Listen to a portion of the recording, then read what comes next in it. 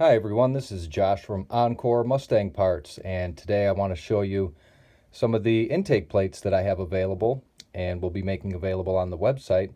But before we get into the used ones, I just wanted to go over what a perfect example of a nearly new old stock piece looks like, and we'll compare them with some of the ones that I've got here available for purchase.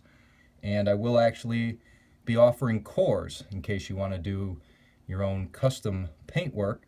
But let's start off by looking at what your 87 to 93 Mustang intake plate would look like from the factory. So we've got this E7ZE part number -9E434-AA, and you'll notice on the timestamp there that 90 will tell you that this was produced in 1990, this exact piece.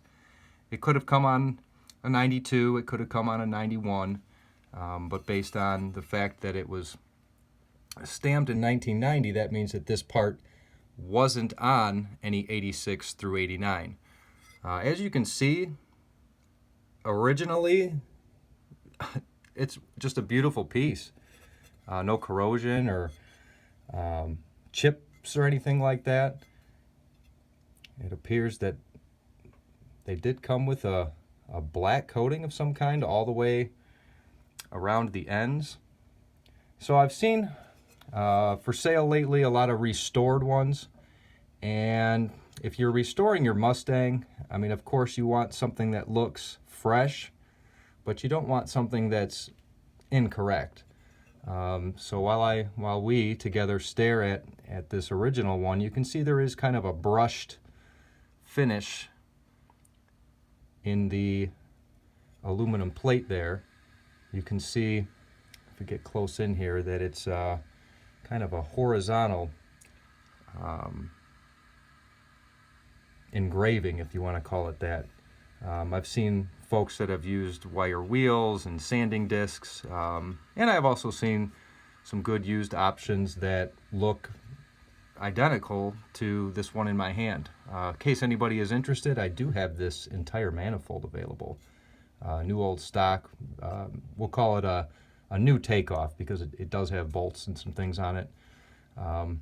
But other than some dust that you can see in there, there aren't any chip marks inside the bolt hole head area, and these did have a T20 Torx bit and a very small shank bolt, which I'm sure a lot of us have experienced over the years, are very tough to get out. I don't know how many Torx bits I've broken trying to get these out in the past, which at times will become too frustrating and have broken an ear.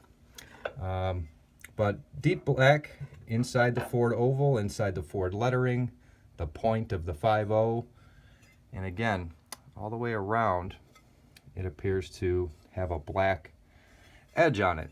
So now that we've taken a look at what a beautiful original should be, I'm going to go through some of the options that I'll be posting on my website here soon, and you'll be able to purchase the identical item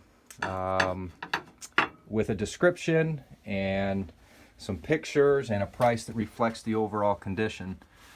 In the past 15 years or so I've been in the business, I've basically just had a listing with a stock photograph, and it said, I'll choose one after you place the order, or in the past I've just shown a menagerie of options to a customer and let them choose which one they want. But going forward, not only do I plan on putting the exact photograph of certain plaques or plates up at a time, but I also plan on kind of jumping on the bandwagon. So this would be a good example of one that's been stripped down quite well. You know, if I see that there's a lot of interest in this video and this part, may even do a how-to after I learn how to get these painted up right. I've seen powder coat options, which, I mean, that's a great way to have it restored, but it's not the way they came. So My plan is if I'm going to do them, I'm going to do them as close to factory as possible. And since I've got this one pulled out, I'm just going to teach you guys something while I'm in here. So this one also has a 1990 date on it, but if you look, it's got dots going all the way around that 90. If you want to think of it like the 12 months of a calendar, that's exactly what they are.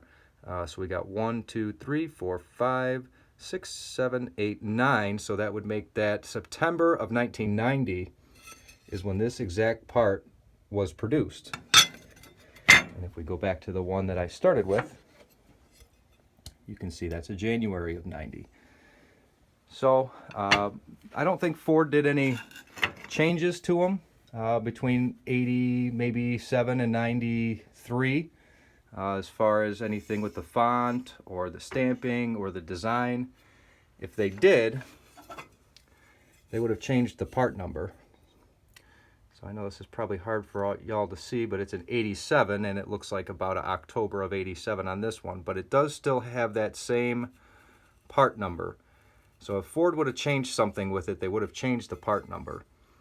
But with that one, it appears so 87 through 90 at least are the same part number.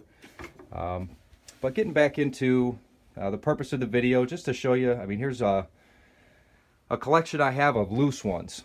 I still have many engines to dismantle in the yard and a whole bunch of intakes that I either couldn't or didn't remove the plate from yet.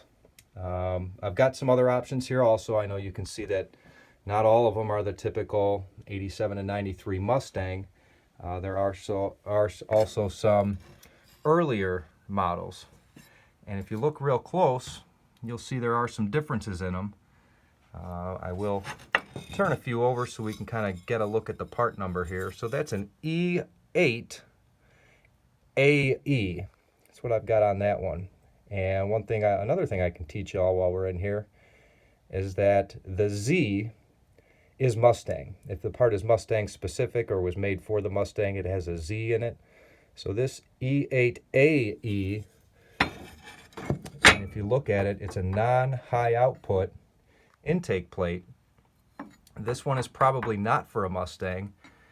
This HO, well, they did have Mark 8s and Thunderbirds back then that were high output, but as you can see, this one does have a Z in it. And here's another kind of a calendar marking on this one. So it was produced maybe mid to late 85, but it has a E6ZE. And if you look at our regular Fox body one, E7ZE, E6ZE, 9E434AA, 9E434AA. So it's the same part number, more or less. It just is a change in the production year. So now you learn that Z will tell you almost any Mustang part that has or any Ford part that has a Z on it will be Mustang. So this I think came on a 93 and newer Thunderbird, I believe. Was that a high output engine? Well, we're going to find out. Yeah, I believe so. So on this one we have a F1SE, but if you look, it still has that 9E434. But this did fit the 94, 95, maybe 93 through 96 or so Thunderbird engines, but also came on the 94 to 95 Mustang. High output, high output, high output. They all appear to be about the same, but as you can see, they're in totally different conditions. So what I'm going to do on the website for making these available is I'll make sure to get in these bolt holes real well and document the pictures and the condition of them.